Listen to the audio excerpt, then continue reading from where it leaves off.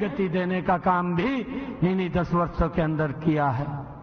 भाइयों, चाहे रोड के इंफ्रास्ट्रक्चर की बात हो, चाहे रेलवे कनेक्टिविटी की बात हो, चाहे एयर कनेक्टिविटी की बात हो, और मुझे खुशी है चाहे हेल्थ के अंदर बड़ी गति से काम करने की बात हो।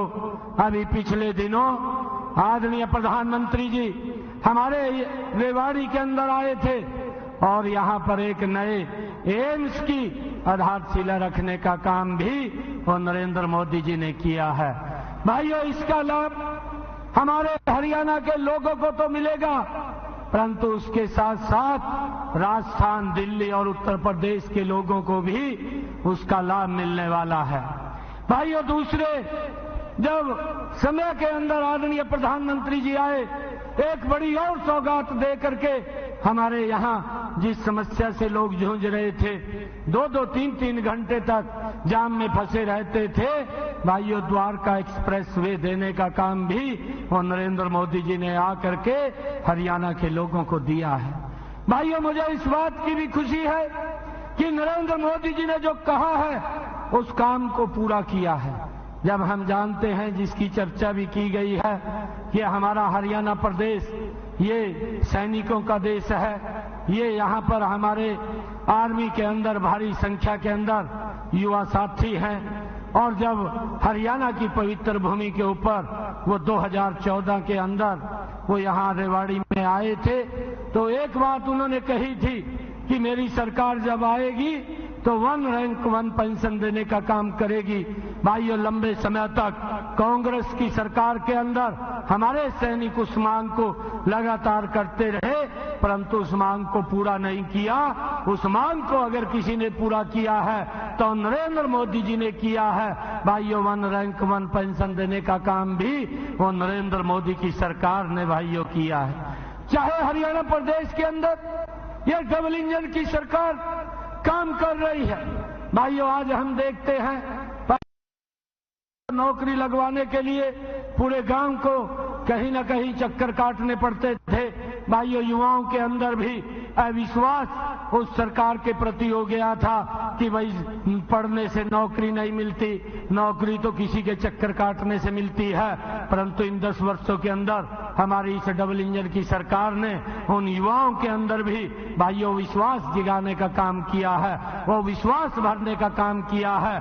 अब माँ बाप को भी ये लगने लगा है कि भाई ये नौकरी चक्कर काटने से नहीं, नौकरी पढ़ने से मिलती है। और उसका परिणाम है कि आज अगर हम देखते हैं कि बिना पर्ची बिना खर्ची के हर गांव के अंदर लगभग 10 से लेकर के 50 से लेकर के 300 तक बच्चे बिना पर्ची बिना खर्ची के हरियाणा सरकार के अंदर लग रहे हैं।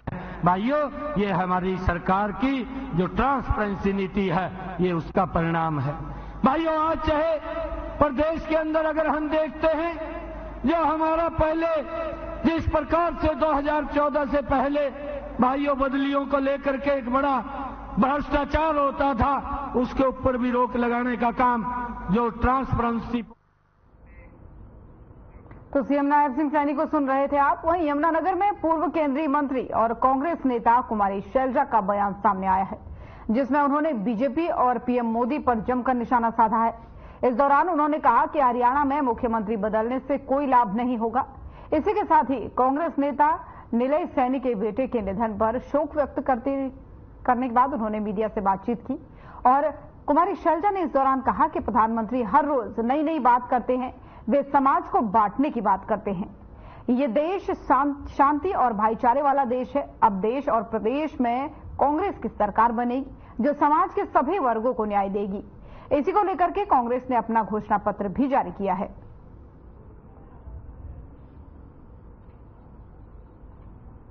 ऐसा है, मैंने पहले ही कहा, इनके पास केवल और केवल लोगों को बांटने का फॉर्मूला है जो चलेगा नहीं। कृपया करके ये बता दें कि इन्होंने देश को 10 साल में क्या दिया है सिवाय नफरत फैलाने के। ये तो भारतीय नफरत पार्टी आप समझ लीजिए, और कुछ नहीं है। ना आपने लोगों को रोजगार दिया है, ना आपने महंगाई कम की है, 10 साल का अपना लेखा जोखा ये बता दें। अगर इनके पास कुछ होता तो माननीय प्रधानमंत्री जी उसकी बात करते, भाजपा उसकी बात करती। आज भी केवल धर्म के नाम पर आप बंटवारे की बात करते हो।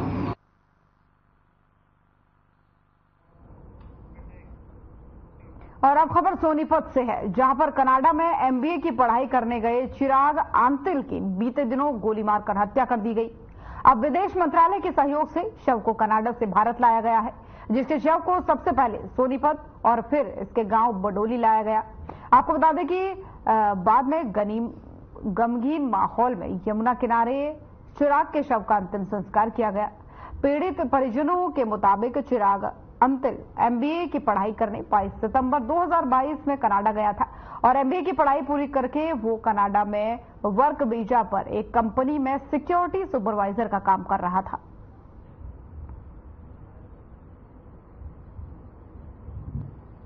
22 सितंबर 2022 को एमबीए की पढ़ाई करने गया था। फिर अब एमबीए की पढ़ाई उसकी जस्ट पूरी हुई थी, अब वर्क वीजा पर आ गया था। कंपनी में सिक्योरिटी सुपरवाइजर का काम कर रहा था। जॉब करके अपनी शिफ्ट करके घर आया था, खाना खाया पिया। सैटरडे के अगले दिन छुट्टी थी, इसने सोचा कि थोड़ा घूम आता हूँ। तो वो 10:30 बजे के करीब, 11:15 बजे के करीब घर से निकला है। तो निकलते ही उसको गाड़ी में बैठते ही जैसे उसको गोली चला दी गई है उस पर। और लाजपत हमारे संवाददाता इसी खबर पर ज्यादा जानकारी के साथ लाइव हमारे साथ जुड़ गए हैं। लाजपत, ये पूरा घटना चक्र आपसे जानना चाहेंगे। एक और भारतीय ने अपनी जान गंवा दी है विदेश में।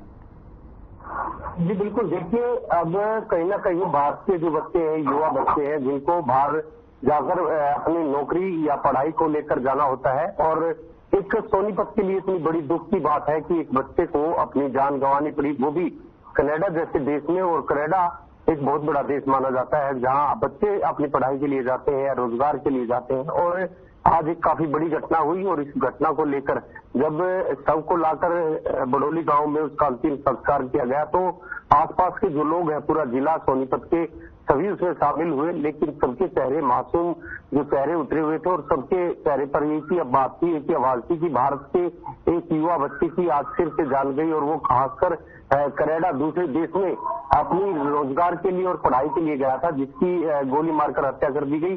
उनके घर वालों से बातचीत हुई तो उन्होंने भी बताया कि पढ़ाई करता था और पढ़ाई कंप्लीट हो गई थी। उसके बाद एक सिक्योरिटी मेन पावर की ड्यूटी थी उसकी, और मेन पावर ड्यूटी जब कर अपने घर पहुंचा तो उसको वापसी जब अपनी गाड़ी में बैठ रहा था तो अचानक से उसको गोलियां मार दी और गोलियां मारने के बाद उसकी मौत हो गई। अभी भारत और कनाडा की सरकार से बातचीत होकर उसका शव लाया गया और शव को यहाँ पर जो है अंतिम संस्कार किया गया है। भारत जैसे अंतिम संस्कार करता है, यहाँ का एरिया जो जमुना के किनारे लगता है और जमुना के किनारे ही उसका अंतिम संस्कार किया गया है। यहाँ पर काफी बड़ी दुख की बात है कि एक भारत के युवा बच्चे की जान गई है। जी बिल्कुल लाजपत, सही आपका कहना है, लेकिन ये टारगेट किलिंग इसको कह सकते हैं, क्योंकि क्या उसकी किसी से दुश्मनी थी, ये कोई बात निकल करके सामने आ रही है। कौन वो लोग थे जिन्होंने मारी उसको गोली, या क्या पुराना उससे कोई नाता उनका था? जी बिल्कुल, अंदर समंजस का सवाल है ये। अंदर समंजस का इसलिए कि अभी प्रशासन और सरकार दोनों, जैसे कनाडा और देश के हमारे देश की सरकार, दोनों की गुप्त बातें हैं, परिवार से भी गुप्त बातें हैं। ये जल्दबाजी होगी कि हम कोई बात खुलासा कर पाए, क्योंकि ये काफी बड़ी बात है। कनाडा में एक युवा बच्चे की गोलियों से हत्या करना और इसके बाद को लेकर अभी कोई खुलासा करना, ये काफी बड़ी बात होगी, क्योंकि प्रशासन इसको खुलासा कर सकती है, कोई गिरफ्तारी हो सकती है या उनके परिवार को संतुष्ट भरा जवाब दे सकते हैं। लेकिन अभी सिर्फ यही बात सामने आई कि उसको गोली मारकर उसकी हत्या की गई है। जी लेकिन इसको लेकर के क्या कुछ सरकार का कहना है? जी बिल्कुल, सरकार का यही कहना है कि जो अभी उनके घर वालों ने जो शव की मांग की थी, शव को जो लाया गया है, और जो विधायक है जो मोहनलाल बडोली जिनका गांव है, उसी गांव का वो व्यक्ति था और उसका जो बेटा था वो भी मौके पर पहुंचे थे, लेकिन वो भी हमारे से बात नहीं कर पाए क्योंकि उनकी नम आंखें थी और चेहरा भी बिल्कुल इस तरीके से था कि आज उस गाँव में जो काफी बड़ी घटना हुई और युवा का जो शव लाया गया, हमने बातचीत करने की कोशिश की लेकिन वो भी कुछ नहीं बोल पाए। जी और परिवारजनों की बात करें तो परिवारजन क्या कह रहे हैं? क्या कोई मदद की गुहार लगा रहे हैं? किस तरीके की बात वो कह रहे हैं? जी बिल्कुल, परिवार ने यही कहा है कि दोनों देशों की बात है, हमें विश्वास है कि कोई ना कोई हमें इंसाफ मिलेगा और इंसाफ जो भी मिलेगा उसको लेकर हमें मानना होगा। जी। लेकिन लाजपत, ये बड़ी चिंता की बात है, ये अकेला ऐसा मामला नहीं है। इससे पहले भी कई बार हम इसी टीवी स्क्रीन के माध्यम से लोगों को बताते हैं कि कनाडा में एक और भारतीय की जान चली गई। तो ये बड़ा चिंता का विषय है, क्योंकि ये एक मामला नहीं है, कई मामले इससे पहले भी आ चुके हैं। जी बिल्कुल। देखिए, जो मैंने फिर से आपको जो भी बताया कि जब जो बच्चे हैं, युवा जो हमारे देश के बच्चे हैं, वो कहीं ना कहीं, देखिए दुख की बात है कि युवा जो बच्चा पढ़ता है और पढ़ाई की कर वो कोशिश करता है कि मैं अपने जीवन को अच्छे तरीके से जी पाऊं, और रोजगार के लिए वो भटकता है, पूरी जिंदगी मेहनत करता है। और इससे को माना नहीं जा सकता कि इंडिया के अंदर बेरोजगारी बहुत ज्यादा है, तो इसीलिए बच्चे जो हैं पढ़े लिखे दूसरे देशों का सहारा लेते हैं। और जब इस तरह की घटना होती है तो काफी बड़ी दुख की बात सामने आती है, क्योंकि विदेशों में जो बच्चे जा रहे हैं आजकल, जो बच्चे जाकर अपना रोजगार करते हैं, पढ़ाई करते हैं, तो कहीं ना कहीं भारत के लिए काफी बड़ी बात है कि बच्चे जो आजकल भारत के काफी देशों में, विदेशों में जाकर अपना रोजगार के लिए भटकते हैं। जी। लेकिन लाजपत, इसको मजबूरी कहें या शौक कहें, विदेश में जाकर के नौकरी करना, इसको मजबूरी कह सकते हैं या शौक कह सकते हैं? दोनों चीजें इसमें जोड़ी जा सकती हैं, मजबूरी भी और शौक भी। शौक इसलिए कि जो लोग यहाँ से अपनी प्रॉपर्टी को बेचकर जाते हैं और वहां पर रोजगार के लिए भटकते हैं। मजबूरी इसलिए कि जो रोजगार के लिए भटकता है उसकी ये मजबूरी है कि इंडिया के अंदर रहकर ही वो अपना गुजारा करता है, लेकिन विदेश में जाने के लिए काफी मोटा पैसा चाहिए होता है, और मोटा पैसा जो देकर जाते हैं उनके लिए काफी बड़ी बात है। लेकिन सबसे बड़ी बात जो कि यही है कि भारत के अंदर ही रहकर अपना गुजारा करना होता है, लेकिन भारत के अंदर बेरोजगारी का कारण काफी है। बच्चे पढ़ते हैं, लिखते हैं, मेहनत करते हैं, लेकिन रोजगार की आज भी कहीं ना कहीं कमी दिखाई देती है, क्योंकि भारत के अंदर जो कमाई है वो कहीं ना कहीं उससे पूरा जो परिवार नहीं पल पाता। तो इसलिए बच्चे की मजबूरी भी होती है कि अपने घर की जो प्रॉपर्टी है उसको बेचकर या कैसे भी जाकर वहां पर दोनों तरीके की बातें हो सकती है, मजबूरी भी और शौक भी। शौक वो भी करते हैं जो लोग, जो बच्चे अपनी पढ़ाई के लिए जाते हैं, लेकिन मजबूरी ये भी है कि अपने परिवार को पालना होता है। काफी परिवार तो ऐसे होते हैं जो अपनी सारी प्रॉपर्टी बेचकर विदेशों में जाते हैं और अपने रोजगार को करते हैं। ऐसा नहीं है कि पूरे वर्ल्ड की बात करें तो विदेशों में जो बच्चे आजकल जा रहे हैं, और देश में जो है रोजगार का कारण जो है बेरोजगारी का कारण है। काफी ऐसी समस्याएं हैं जो आज देश पर हावी होती जा रही हैं। आप जो कि खुद अपने से अंदाजा लगाइए, आपने जब पढ़ाई की और आपने खुद कोशिश की रोजगार के लिए, हर व्यक्ति रोजगार के लिए कोशिश करता है, उसका परिवार कोशिश करता है कि बच्चा मेरा पढ़े लिखे और आगे अपना खुद का जीवन खुद का जीवन आगे बढ़ा पाए, क्योंकि बेरोजगारी जो काफी बड़ी समस्या है। ऐसा नहीं है जो कि विदेश देश की नहीं, हमारे भारत में ही बिहार, यूपी, राजस्थान, अनेक स्टेट के जो लोग हैं वो भी मजबूर हैं, जो आसपास का जो, जैसे मेरे सोनीपत की बात करें, सोनीपत में काफी लोग ऐसे बचते हैं जो दूसरी स्टेट के हैं, राजस्थान से हैं, बिहार से हैं, यूपी के हैं, जो यहाँ पर अपने रोजगार के लिए हैं।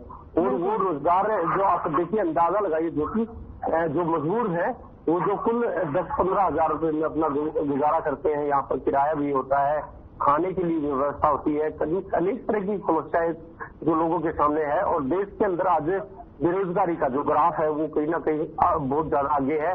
जैसे अगर बात करें रोजगार की, अगर इंडिया के अंदर हो तो विदेशों में न जाना पड़े और यहीं पर अपना गुजारा हो सकता है। लेकिन जो कारण सबसे बड़ा ये भी है कि आज जो बच्चे मजबूरन जो विदेशों में जाकर अपना गुजारा करते हैं, लेकिन उनके साथ इस तरह की घटना होना, तो वो काफी हमारे देश के लिए एक दुख की बात है। जी बिल्कुल दुख की बात है, और सरकारों को ये प्रयास करना चाहिए कि रोजगार के साधन अपने देश में अपने युवाओं को उपलब्ध कराए, ताकि वो मजबूर ना हो विदेशों में जाकर के नौकरी करने के लिए। फिलहाल लाजपत, बहुत बहुत धन्यवाद आपका तमाम सारी जानकारियों के लिए।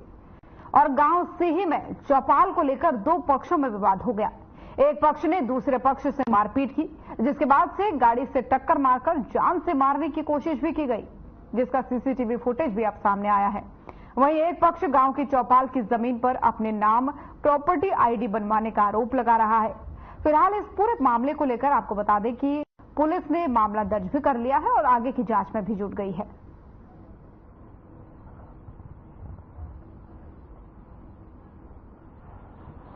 अभी एक जो वीडियो वायरल हुई है हमारे पड़ोस की है, शिवराम मलिक, जसराम मलिक, रामकृष्ण मलिक, और दर्शन इनके भतीजे हैं, शिवराम का लड़का है, ये परिवार ही रहता सामने। इनके साथ परसों इन्होंने हमारे परिवार के एक लड़के को मारपीट करी है, उस लड़के को चोट आई है। चोट आप दिखाना चाहे तो चोट दिखा देगा ये आपको। तो झगड़ा गाड़ी जो चढ़ाई है, भय आतंक बनाना। 3 गाड़ियां रेकी की है, 2-3 बार आए हैं, तो 2 गाड़ी आई है एक साथ में, जो हमारे पास फुटेज में है। जब हॉर्न बजाते रहे हैं 20-25 मिनट तक, उस लड़के ने घर से निकल कर देखा भी कौन है। बस ये समझो कि गली की नाली है, नाली से पैर ही आगे रखा है और उसने सीधी टक्कर। अगर वो 2 कदम आगे हो जाए तो खत्म था लड़का। तो हम जब ड्यूटी गया था मैं, तो उसके बाद मेरे हादसा हुआ। मेरे ताऊजी के बेटे हैं ये, और बड़ा हादसा हुआ जो है। और उसके बाद मैं तो है घर से निकल रहा था, तो मेरे को कुछ ऐसा हिंट्स मिला कि कुछ हो सकता है। तो मेरे बेटे ड्यूटी से आ रहा है। तो विवाद क्या था? विवाद यही है कि बस ये है कि नालायक प्रवृत्ति के हैं ये, इनका जुआ सट्टे का काम है, सारा सब पूरा गांव जानता है इनकी गालत।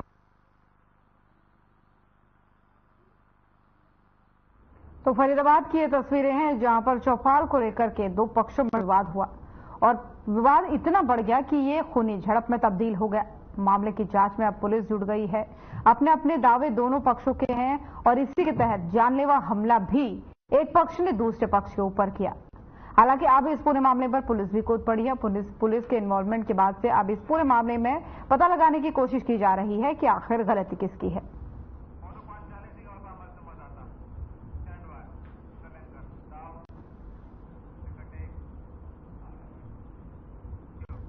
और इसी खबर पर ज्यादा जानकारी के साथ मोनू पांचाल संवाददाता हमारे साथ फरीदाबाद से सीधे लाइव जुड़ गए। मोनू, आपसे जानना चाहेंगे ये चौपाल को लेकर के जो 2 पक्षों में विवाद हुआ है, क्या है पूरा मामला, दर्शकों को बताइए। देखिए ज्योति, मैं आपको बता दूं फरीदाबाद के जो है सी गांव का ये मामला है। आप सीसीटीवी कैमरे में देख सकते हैं कि जिस तरीके से एक गाड़ी ने जो है दूसरी गाड़ी में टक्कर मारी, तो कहीं ना कहीं जो बदमाशी है वो कहीं ना कहीं बदमाशों में जो है वो पुलिस चौकों पे यहाँ पर दिखाई नहीं दे रहा। वही आपको मैं बता दूं कि इससे 2 दिन पहले जो है वो चौपाल पर भी जो है सीसीटीवी कैमरे में लगी हुई कुछ तस्वीरें यहाँ पर भी कैद हुई, तो यहाँ पर भी लाठी डंडे चले। तो देखा जाए तो कहीं ना कहीं जो गुट में है वो झगड़ा होता हुआ यहाँ पर नजर आ रहा है, क्योंकि ये सारा मामला जो है एक जो ग्रामीण में जो चौपालें होती है, इस चौपाल को लेकर के पूरा झगड़ा है। यानी कि बात की जाए तो जो दबंग परिवार है वो ये कहता है कि ये चौपाल हमारी है, ये रजिस्ट्री हमारी है। तो इस तरीके की तमाम दावों को यहाँ पर करता हुआ नजर आ रहा है। लेकिन पीड़ित परिवार ने जिस तरीके से देखा जाए तो आईटी लगा करके जिस तरीके से वहाँ पर जो सवाल जवाब जो मांगे हैं सरकार से, तो कहीं ना कहीं जो चौपाल है तो पंचायती जमीन जो है वो बताई गई है।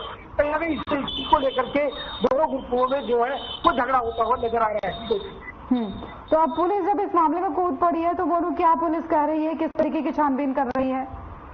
देखिए जिस तरीके से सीसीटीवी कैमरे की जो तस्वीरें सामने आई, क्योंकि पीड़ित परिवार जो है वो थाने पहुंचा है, सेक्टर 7 की चौकी में जो है वो पहुंचा है, वहां पर जाकर के उन्होंने शिकायत दी है, यहाँ पर जो कहीं ना कहीं कंप्लेन भी दी है। अभी पुलिस जो है पूरी तरीके से सीसीटीवी कैमरों की जांच कर रही है। उसके साथ जो चौपाल पर जो लाठी डंडे चले उन सीसीटीवी को जो है पूरी तरीके से चेक कर रही है। तो कहीं ना कहीं जिस तरीके से छानबीन करने के दौरान जो है वो पुलिस जो है वो कहीं ना कहीं मुकदमा दर्ज करने की बात यहाँ पर कह रही है, सख्त से कार्रवाई करने की बात यहाँ पर कह रही है। तो कहीं ना कहीं अभी तक पुलिस की तरफ से वो कार्रवाई करने का जो बयान है वो जरूर यहाँ पर कहा गया है, लेकिन आखिरकार कब तक कौन सी धाराओं में इस तरीके का मुकदमा दर्ज होगा, उन जो दबंग परिवार है उनके खिलाफ क्या कानूनी कार्रवाई की जाएगी, आने वाला वक्त बताएगा। जी बिल्कुल, यानी कि अभी बस ये बात कही गई है कि कार्रवाई होगी और इस पर खास तरीके से कोई एक्शन अभी लिया नहीं गया है।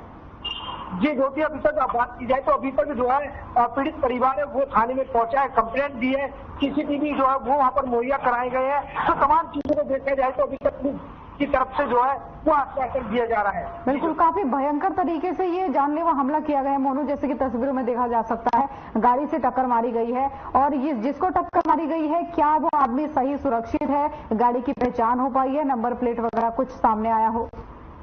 देखिए जिस तरीके से आप इन तस्वीरों में देख रहे हैं, जो कि बिल्कुल पूरी तरीके से यानी कि बात की जाए तो लगभग 140 यानी कि 140 और 130 की स्पीड से जिस तरीके से गाड़ी आई है और दूसरी गाड़ी में जो टक्कर मारी है और जिसमें जो गाड़ी में गाड़ी में कोई नहीं था, किसी तरीके से एक आदमी जो है वो गाड़ी में मौजूद है। उसको देखा जाए तो वो जो पूरी तरीके से सुरक्षित है, वहां पर किसी तरीके की उसको हानि नहीं हुई है। लेकिन जिस तरीके से टक्कर मारी है तो वह कहीं ना कहीं अगर पूरी तरीके से और भी ज्यादा यहाँ पर टक्कर जो है वो अटैक से मारने की कोशिश यहाँ पर करी है तो गाड़ी की जो है वो पूरी तरीके से छत्तीस जमीन यहाँ पर कर दी रही है। जी जो और ये जो पीड़ित पक्ष है जिसको चोट लगी है उनका क्या कुछ कहना है?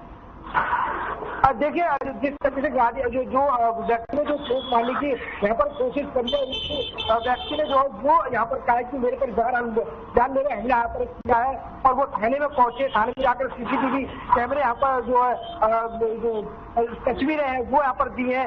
उसके साथ जो चौपाल पर जो लाठी डंडे से झगड़ा हुआ है वो सीसीटीवी की तस्वीरें यहाँ पर दी है। तो तमाम चीजों को देखते हुए यानी कि पूरे पुख्ता सबूत जो है वो पुलिस के हवाले कर दिया और पुलिस अभी तक जो है वो छानबीन करने का भरोसा यहाँ पर दे रही है, सबसे सख्त कार्रवाई करने का भरोसा यहाँ पर कर रही है। तो ये जो कब तक जो है मुकदमा दर्ज होगा, कब तक उन पर कार्रवाई होगी, कब तक उन लोगों को गिरफ्तार किया जाएगा, अभी तक इस तरीके का कोई जवाब पुलिस तरफ से नहीं जाए। लेकिन ये चौपाल को लेकर के जो झड़प हो रही थी या जो विवाद चल रहा था वो ये कितने समय से चल रहा था? और गांव स्तर पर जब भी हम देखते हैं तो ज्यादातर इस तरीके के जो मामले होते हैं वो पंचायत सुलझाती है, तो क्या पंचायत का इसमें हस्तक्षेप था या फिर ये सीधे पुलिस के पास ही मामला गया?